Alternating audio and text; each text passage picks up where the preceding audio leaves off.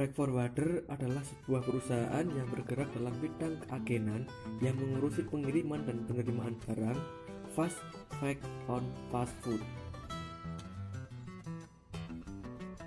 Angkutan multimoda adalah angkutan barang dengan menggunakan paling sedikit dua moda angkutan yang berada di atas dasar satu kontrak sebagai dokumen angkutan multimoda dari satu tempat diterimanya barang oleh badan usaha angkutan multimoda ke suatu tempat yang ditentukan untuk penyerahan barang kepada penerima barang angkutan multimoda.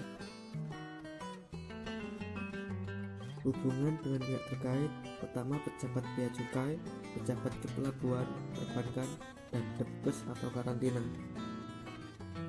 Layanan jasa lain: yang pertama selaku pemilik barang, kedua selaku pengangkut, ketiga selaku konsultan.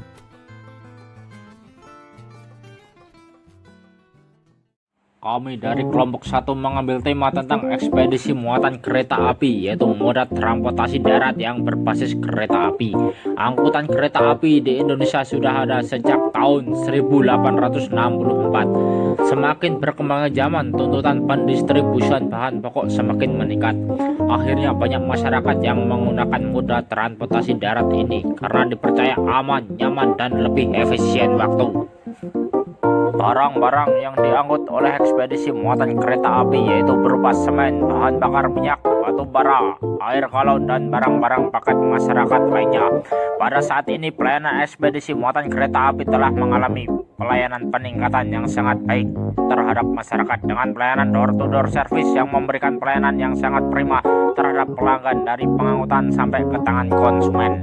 Alasan kami menggunakan ekspedisi muatan kereta api yaitu kapasitas angkutnya yang sangat besar, lebih efisien dalam waktu pengiriman, selalu on time dalam pengiriman, bisa menekan polusi udara akibat kemacetan, terhindar dari pungutan-pungutan seperti pembayaran tol dan lain-lain, dan bisa membantu pemerintah dalam hal penghematan bahan bakar minyak.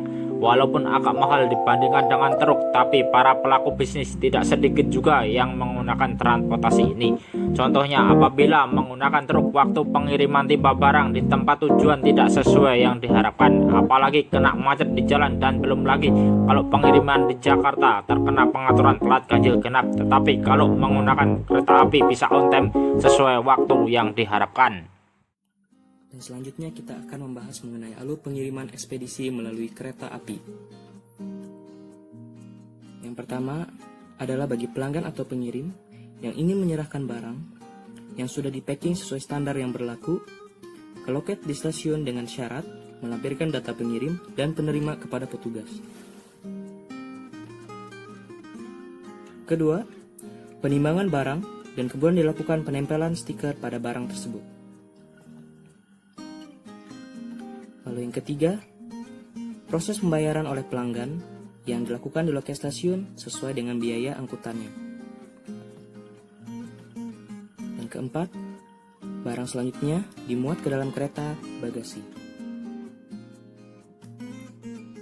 Lalu yang kelima, barang dikirim kepada penerima. Setelah itu, yang terakhir, barang akhirnya diambil oleh penerima dengan syarat yaitu menunjukkan bukti transaksi barang, kartu identitas asli pada loket pengambilan barang di stasiun tujuannya. Dan sebagai contoh flowchart agar lebih memahami lagi mengenai alurnya, dapat kita lihat.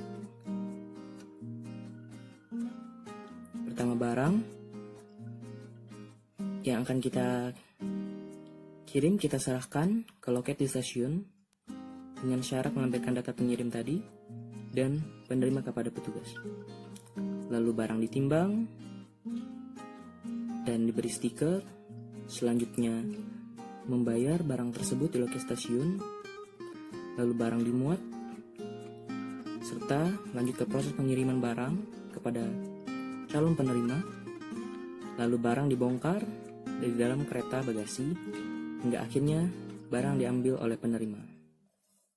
Di sini saya akan menerangkan tentang kendala yang ada pada ekspedisi muatan kereta api. Yang pertama adalah bencana yang terjadi seperti tanah longsor, rintangan jalan, kecelakaan, dan sebagainya.